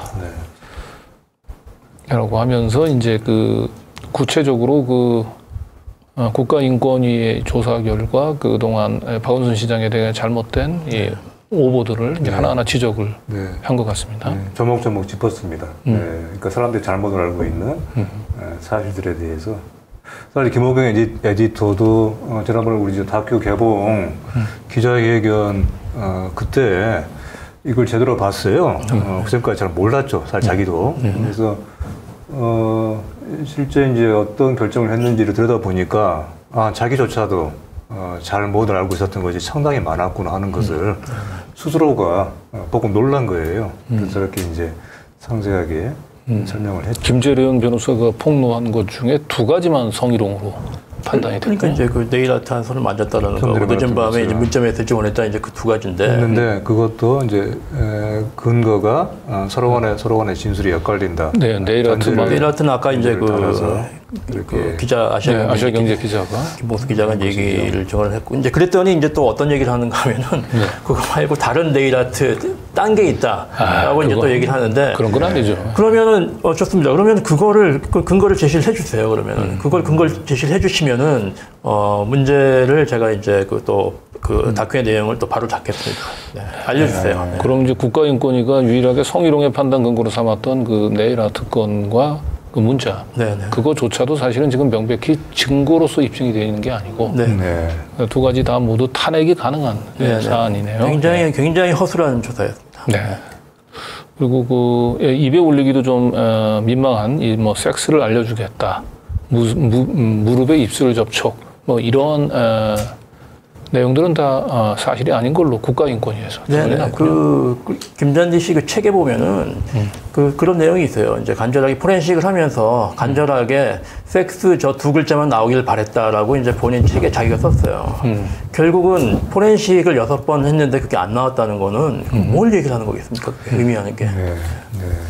그리고 아까 얘기했던 대로 이제 인권위에서 그 성희롱의 판단 근거로 삼았던 2가지 중에 네일 아트는 사실상 이제 아시아경제 기자의 그 증언으로 사실상 탄핵이 된 것 같아요. 그 부분들은 유일하게 남은 거는 이제 텔레그램 메시지 같은데 텔레그램 메시지도 지금 현재 포렌식 결과상으로는 이제 피해자가 주장하는 그런 문자는 확인이 안 되고 있는 거군요. 그러니까 이런 사실들이 사실은 이 국내 언론 입장에서는 그리고 이게 좀 밝혀지니 굉장히 두려울 것 같습니다. 네. 저도 오늘 이 방송을 진행하면서 이제 정확하게 명확하게 맞습니다. 팩트 체크가 되는데 네, 일종의 터부 취급을 받고 있는 거잖아요. 네. 네, 그 반론 반박하는 이런 여러 가지 논거 근거가 나오면은. 근데 저는 사실 이제 이게 사람들에게 이제 법원의 판결이라고 하는 것, 또 이제 국가인권위원회 같은 이런 권위 있는 기관의 결정, 이건 사실 역시 존중을 해야 한다고 봐요. 또 상당히 그렇게 하는 것이 마땅하다고 보죠. 근데 한편에서는 미국의 이제 그 뉴욕 타임즈에 그 젠더 담당 에디터인 그 제시카 베넷이라고 하는 여성이 있는데 미투 운동 사에 대해서 또 한 얘기가 있습니다. 우리 이제 허재현 기자가 이걸 열심히 자료를 들여다보고 해서 그 제시카 베넷의 말을 찾아봤는데 이렇게 얘기를 했더라고요. 그 법원의 법적인 판결과 저널리즘의 질문은 다른 것이다. 예, 특히 이제 미투 운동과 같은 이런 사안에서 그런 점에서 지금 한국의 언론들이 보이고 있는 그야말로 계엄령에 가까운 이것은 철저한 한편의 주장의 봉쇄. 이것은 정작에 이제 미투 운동에 우리보다 좀 더 앞선 경험이 있는 나라에 그리고 미국을 대표하는 언론사라고 할 수 있는 또 다름 아닌 또 젠더 담당 에디터가 한 그와 같은 말들은 정말 제대로 귀담아 들어야 될 말이 아닌가 싶고 그런 점에서도 저는 사실 이번에 이 첫 변론이라고 하는 것은 이것도 일종의 언론이잖아요. 예, 언론 활동인 것이죠. 그리고 더더욱이나 지금 한국의 많은 주요 언론들이 그 같은 언론에서의 문제 제기를 하지 않고 있기 때문에 더더욱이나 첫 변론과 같은 이런 다큐를 통한 언론 활동은 특히 더욱더 필요하다. 네. 예, 그런 차원에서 우리 이명재 대표가 썼던 이 금단의 이름 박원순 봉인을 열어야 한다라고 하는 예, 칼럼. 네, 이건 지난번 이제 7월 9일 박원순 시장 3주기 때 그때 맞춰서 쓴 것인데 저는 그렇게 생각을 해요. 박원순 시장의 죽음을 둘러싼 진실을 밝히는 것은 저는 박원순 시장과 관련해서 우리가 얘기를 해야 될 것의 한 부분이라고 봅니다. 그게 전부가 아니라고 봐요. 그리고 그것은 결코 박원순 시장 그 개인을 위한, 그 개인의 명예 회복을 위한 것이 아니다. 이것은 어떻게 보면 박원순 시장은 우리 사회의 일부였죠. 그리고 서울시의 지난 몇 년간의 어떤 많은 변화와 혁신의 일부였습니다. 그리고 더 나아가서는 한국 사회의 어떤 지난 몇십 년간의 어떤 많은 실험들이 있었고 그 실험을 뭔가 시도를 했고 뭔가를 이뤄냈던 사람들이 같이 참여했던 우리 사회의 어떤 흐름의 일부로서의 박원순이 있는 거예요.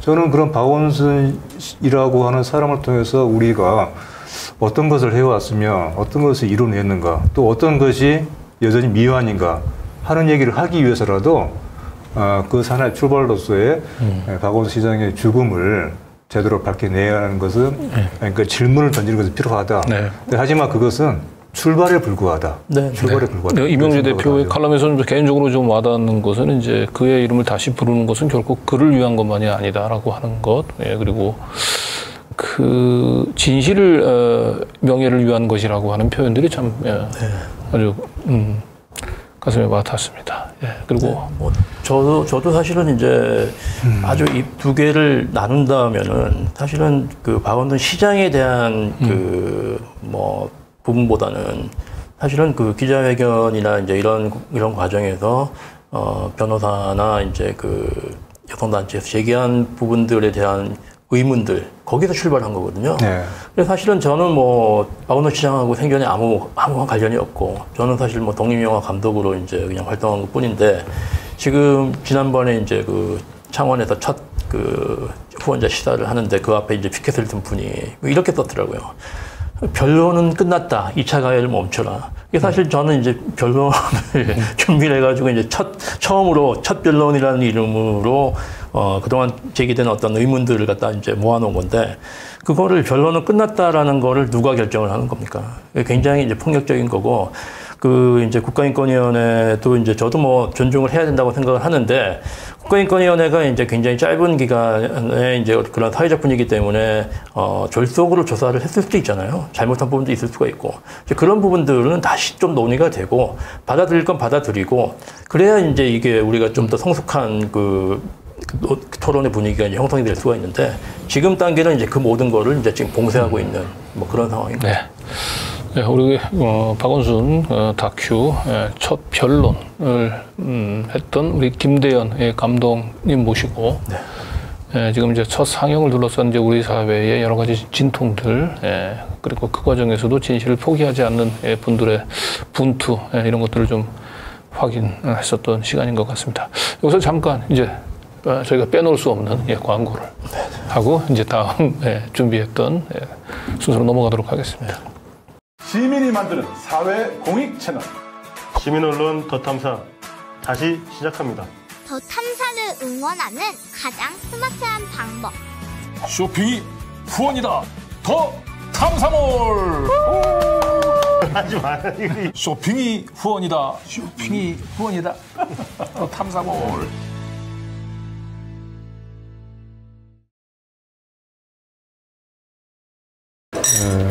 네, 오늘 소개해드릴 제품은 그동안 이제 여러 번 소개를 해드렸죠. 우리 그 빵준서의 찹쌀떡인데요. 워낙에 우리 방송을 통해서 박준서 명장에 대해서는 많이 그 안내를 해드렸기 때문에 굳이 뭐 자세한 설명이 필요 없을 것 같습니다. 우리 감독님 이제 마음을 조금 이제 푸시고 한번 알겠습니다. 중요한 건 뭘 잘 먹어야 됩니다. 뭘 하더라도 우리가 잘 먹어야 되는데 이건 우리 아주 스테디 셀러 상품입니다. 네, 그 제과 제빵 전문가가 총 3단계가 있는데 기능사, 기능자 그리고 가장 최고의 권위가 명장인데 이 박준서 제과 제빵 명장이 만든 것이죠. 그래서 파츠를 이제 으깨지 않고 또 설탕은 적게 넣었고 대신에 호두, 마카다미아, 맛밤을 섞어서 아주 그 맛이 고소합니다. 그리고 낱개 포장으로 냉동실에 장기간 보관하면서 하나씩 이렇게 들기에도 아주 좋죠. 고퀄인데요? 네. 고퀄이에요. 그래서 가격 정보입니다. 찹쌀떡 6개짜리 3박스. 이것이 33,500원인데 원래 정가가 52,500원인데 36% 할인된 가격입니다. 네, 빵준서 찹쌀떡.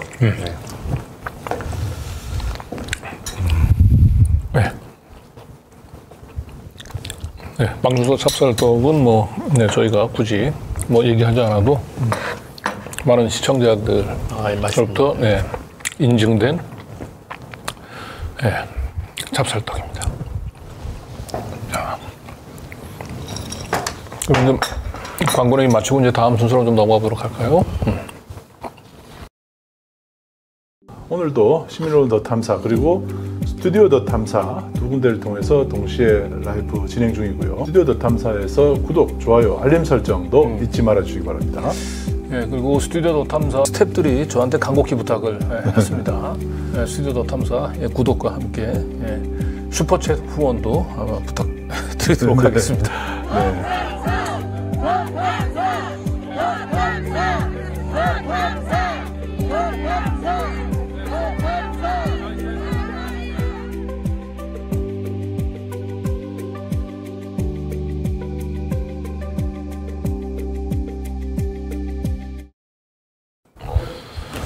네, 이번엔 조금 이제 다른 주제로 좀 넘어가 보도록 하겠습니다. 최백은 교수님이 이제 올 2분기 우리 경제, 심각한 경제 지표에 대해서 쭉 일가를 하셨는데요. 이번 주 민들레가 이제 보도했던 것 중에 특히 이제 경제에 관련한 보도 몇 가지를 가져와 봤어요.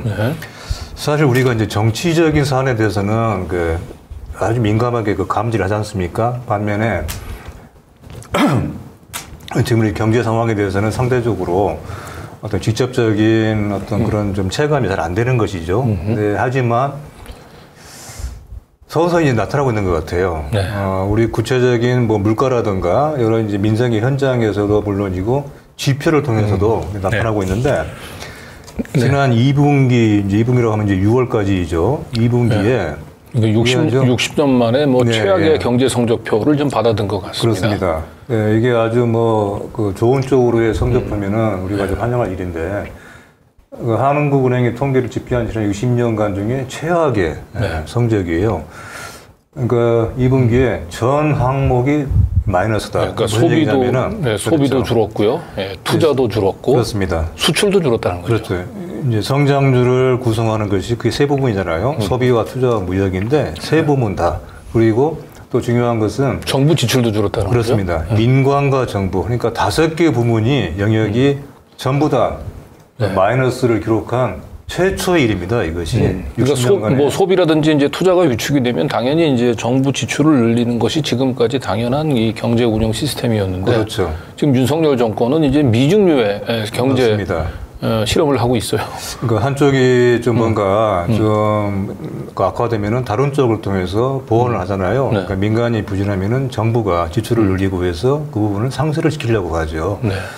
그런데 이것은 민간의 어떤 그 경기가 많이 꺼지고 있는데 부진한데 정부가 오히려 지출을 이른바 긴축이라고 하는 이름으로 줄이고 있는 것이 결과인 것이죠. 예, 석유 파동과 그다음에 IMF 같은 비상 상황에서도 민간 소비가 위축이 되고 수출이 떨어지고 있는 이런 상황에서도 정부의 지출과 정부의 소비와 정부의 투자는 증가했다는 거죠. 그렇죠. 이건 당연한 상식인데 이 트리플 마이너스가 됩니다. 소비, 수출, 거기에 정부 투자, 무역, 투자까지. 그리고 이제 그것이 이제 이건 세 부분은 이제 구성 부분이고 민간과 정부는 영역이기 때문에 어떤 세 개 부분과 두 개의 영역에서 뭐 아무튼 전관왕이죠. 전관왕.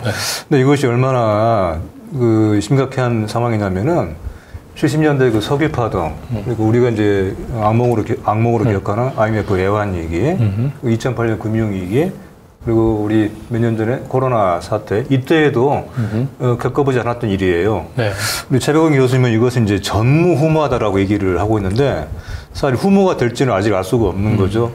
근데 하지만 저는 후무 정도가 아니라 앞으로 이것이 더욱더 악화된 성적으로 나타날 가능성이 있다. 좀 민간 소비를 좀 확장하는 차원에서는 우리 이 박원순 다큐 좀 상영을 좀 안정적으로 좀 보장을 하는 것도 도움이 좀 될 텐데 말이죠.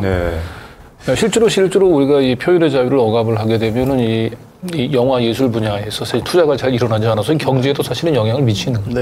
지금 뭐 그렇죠.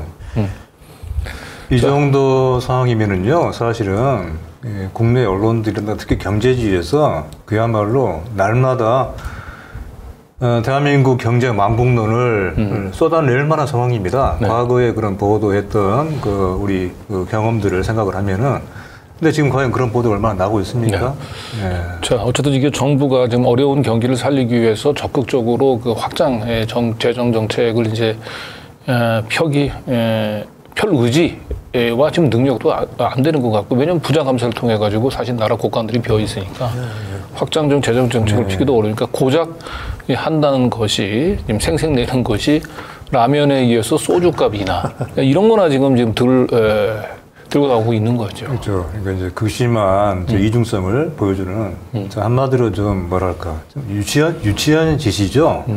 그러니까 라면값 얼마, 소주값 얼마. 근데 사실 그조차도 별 효과가 없는 거예요. 그러니까 라면 가격이나 그 내용을 실제 보면은 보통 이제 많이 팔리는 라면들은 그대로 놔두고 인상하거나 시민들이 잘 찾지 않는 소비자로부터 별로 이렇게 인기가 없는 그런 라면들에 대해서만 생색을 내는 식으로 할인을 하고 있다는 것이고, 근데 저는 또 이제 무엇보다도 지금 그러니까 정부가 지금 직접 지출을 늘린 게 아니고 이게 소매점에서 소주 맥주 값을 이제 할인 판매하는 걸 허용한다라고 하는 거예요. 자기는 이제 손 안 대고 지금 코푼 나누고 하는 건데, 정작 식당들에서는 여러 상황을 감안을 하면 소주나 맥주 이거 할인 어렵다 이렇게 지금 볼멘 소리를 지금 하고 있고요.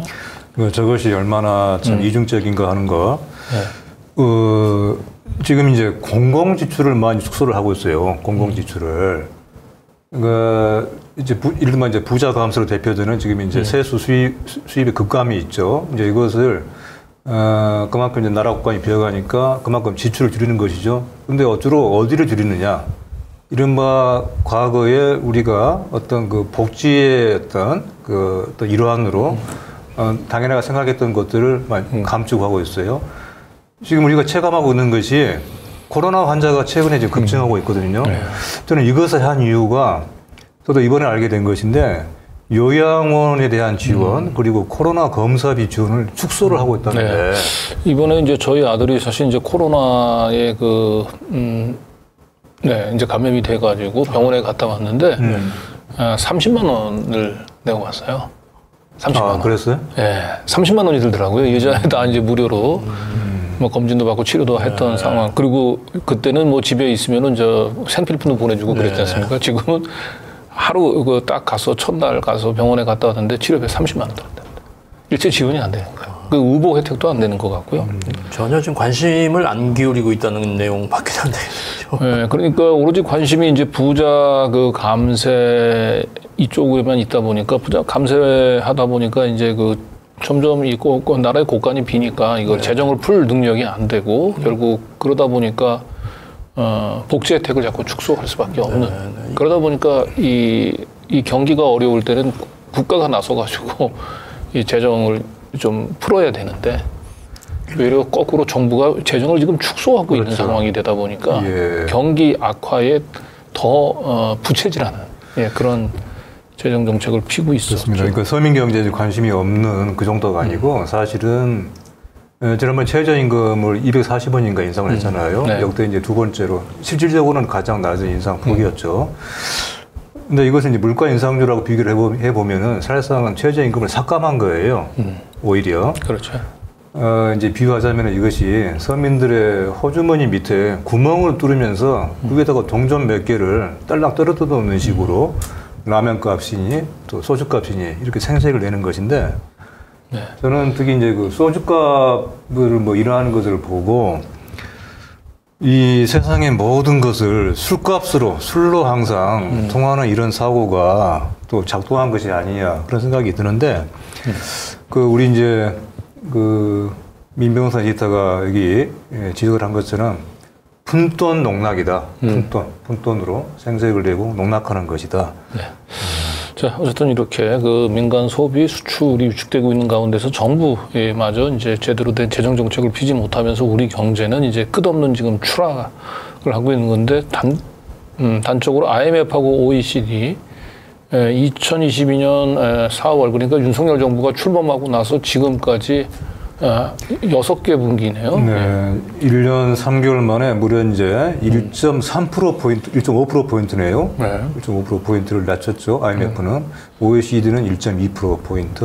이게 굉장히 급격한 하향 조정이거든요. 네, 이게 이제 세계 경제가 전부 다 저렇게 그 하락 추세를 보이느냐? 그렇지 않거든요. 저렇게 한국만 지금 OECD 국가 가운데서 유일하게 저렇게 경제 성장률 계속 곤두박질 치고 있고. 그리고 이것은 이제 단순하게 경제 운영만이 아니고 이게 이제 우리 최백은 교수가 지적하고 있는 것처럼 이것이 정치와 외교와 경제의 복합적인 어떤 결과물이라는 거예요. 그렇잖아요. 수출이 안 되고 있는 것은 단순하게 우리 기업의 경쟁력이 약화돼서 그런 것이냐? 그게 아니잖아요. 지금 대미 그 대일 굴정역이요. 그리고 한미일 삼각동맹의 그런 그 노골적인 그런 그 편입을 하면서 마치 일부러 그러는 것처럼 중국과의 그런 긴장관계 조성, 또 러시아에 대한 상당한 그런 적대감의 표출 등등이 이게 무역에 영향을 미치고 있는 것이죠. 그러니까 이것은 결코 경제에서만의 그런 결과가 아니다. 자, 그런데 이제 이런 가운데서 이제 윤석열 정부가 뭐 보통 이게 좀 잘 되면 자기 탓, 못 되면 조상 탓한다고. 그 국가 여러 가지로 그 안 좋은 일만 일어나면 모든 걸 이걸 다 그 문재인 정부 탓, 기승전 문재인 정부 탓으로 몰아가는데 심지어 하다 그 철근 누락 아파트까지 문재인 정권을 지금 탓하고 있습니다. 그러게요. 이제 급기야 이제 LH의 철근까지도 문재인표 철근이다 이렇게 얘기를 하는 것 같은데 저기서 이제 이 철근 누락 아파트의 원인을 이제 관련해서 이권 카르텔을 깨부숴야 한다. 이제 대통령이 아마 이런 얘기를 한 거예요. 카르텔이라는 표현 굉장히 좋아해요.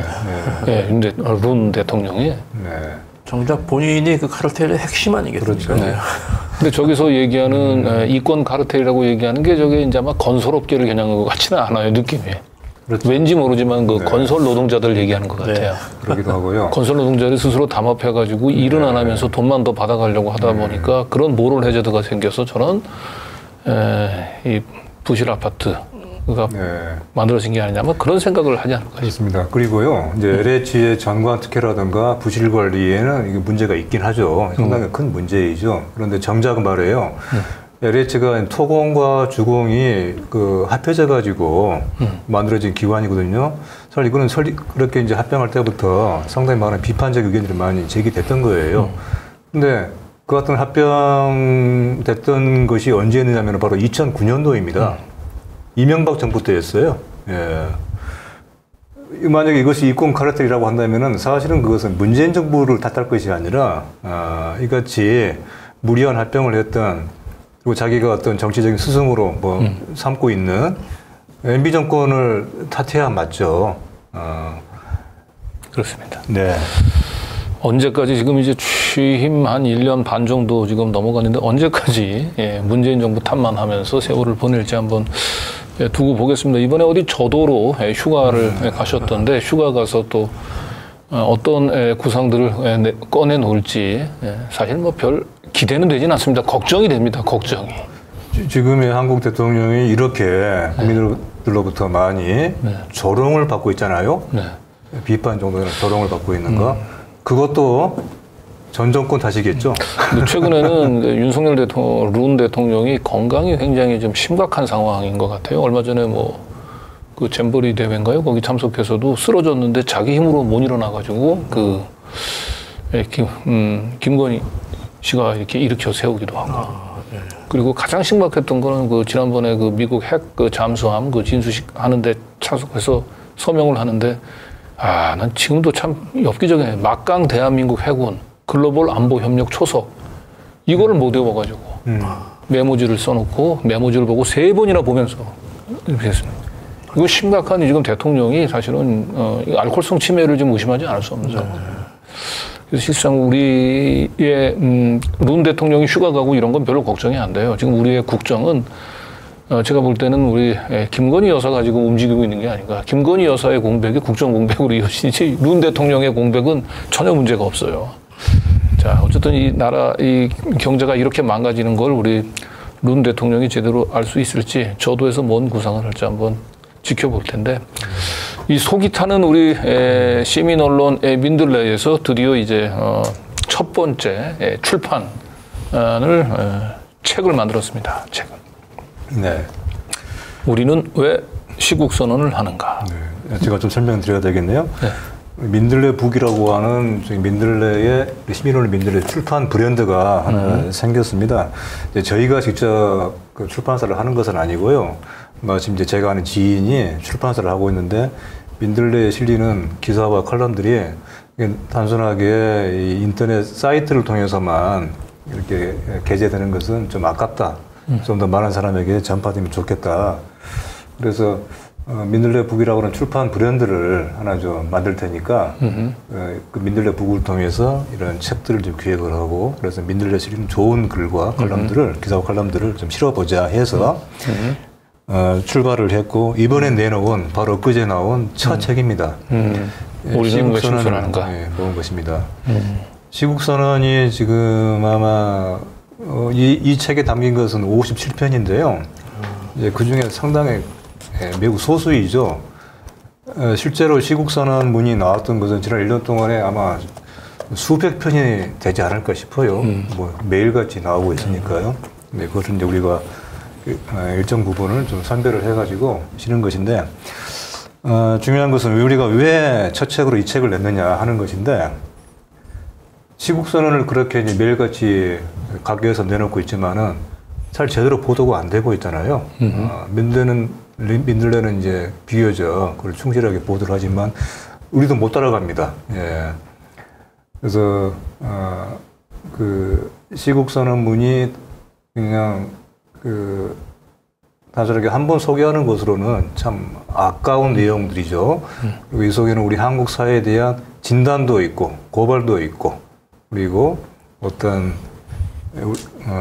규탄도 있고 한편으로는 지금 나라가 이런 식으로 운영이 돼서는 한국 사회가 어떻게 될 것인가에 대한 한국 사회 미래에 대한 경고도 있고. 네. 윤석열 정권 1년간 동안 105편의 이제 시국선언이 발표됐는데 이 책에 57편의 시국선언 전문이 수록이 돼 있군요. 네, 105편은 이제 우리가 좀 확인한 것인데 아마 실제로는 그 몇 배이겠죠. 네. 네, 시민언론 민들레에서 첫 번째 만든 첫 책 민들레 북 우리는 왜 시국선언을 하는가. 많은 좀 성원과 지지 부탁드리고요. 그다음에 최근에 우리 그 전문가 집단에서 뭐 전현직 교수라든지 아니면 이제 여러 전문가들 이제 패널 400명이 구성이 돼서 상당히 이제 그 다양한 이제 그 요인 그 과학적인 분석 기법을 기초로 한 이제 랭킹 사이트죠, 저게 PUM이라고. 근데 저기서 이제 그 뭐 국회의원들 순위도 매기고요, 언론사 순위도 지금 매기고 그러는데 언론사 랭킹 사운드에서 최상위권에 저희 민들레와 더 탐사가 있습니다. 예. 더 탐사가 이 민들레를 어떻게 한번 추월을 해봐야 될 텐데 맨날 민들레에 눌려 있어요. 아 그런가요? 아유, 미안한 일이네요. 근데 이유를 들어보니까 그 더 탐사는 다양성에서 좀 평가가 좀 떨어진다는 겁니다. 다양성. 예. 그래서 다양성을 보강하면 민들레를 좀 어떻게 앞질 수가 있는데 뭐 그래도 흐뭇합니다. 민들레 뒤에 있어도. 그래서 8월달 언론사 평가 순위에서 민들레는 부동의 2위고 더 탐사는 지난달보다 2계단 올라서 4위에 랭크됐습니다. 아니, 보기 좋은데요, 아주. 예. 자, 오늘 이렇게 해서 저희들이 이제 준비한 소식 다 다뤘습니다. 이제 마칠 시간인 것 같은데, 그렇습니까? 뭐 우리 이명재 대표님은 이제 뭐 많은 얘기를 하셨으니까, 그리고 시간도 많이 흘렀는데 우리 김대현 감독님 하시고 싶은 얘기 있습니다. 네네. 그 사실 그 이제 보시는 분들이 상당 부분 어떻게 보면은 굉장히 이제 진보적인 그 시민분들이 많이 보실 것 같은데, 사실은 그 제가 이제 굉장히 놀란 게 이제 진보적인 분들조차도 이 사실관계를 잘 모르시는 분들이 많아가지고 굉장히 이 사건에 대해서 이제 오해를 많이 하고 계시더라고요. 그래서 조금 더 열린 마음으로 이제 좀 저희들 그 준비하고 있는 이 첩변론이라는 작품을 좀 봐주시면은 좀 상당 부분 그런 부분들이 오해들이 전 뭐 해소될 거라고 이제 확신을 하고 있으니까요. 좀 상향될 수 있도록 많은 도움 좀 부탁드리겠습니다. 네, 그렇습니다. 제가 뭐 기자로서 한 30년 살면서 이게 진실 보도한다라고 얘기하는 게 단순한 치열한 분석, 치열한 취재만 있어서 되는 게 아니고 결국은 용기가 필요하더라고요. 그리고 중요한 것은 이 진실을 취재하는 기자들의 용기도 물론 필요하긴 합니다만 진실을 마주하는 용기도 필요하다. 그런 차원에서 이 다큐멘터리, 박원순의 다큐멘터리 첫 변론은 우리 사회가 지금 무엇보다도 진실을 마주하려고 하는 용기가 필요한 시점이라고 하는 것을 보여주는 게 아닌가 싶습니다. 그래서 저희 뭐 민들레와 더 탐사에서는 계속 그 첫 변론이 이제 상영될 수 있도록 적극적으로 응원하겠습니다만 더 많은 시민들의 후원과 지지 부탁드리도록 하겠습니다. 반성하는 언론 민들레, 그리고 민들레에 대한 유튜브 구독도 부탁드리면서 오늘 이 시간 여기서 마무리하도록 하겠습니다. 두 분 수고하셨습니다. 네, 감사합니다. 네, 감사합니다.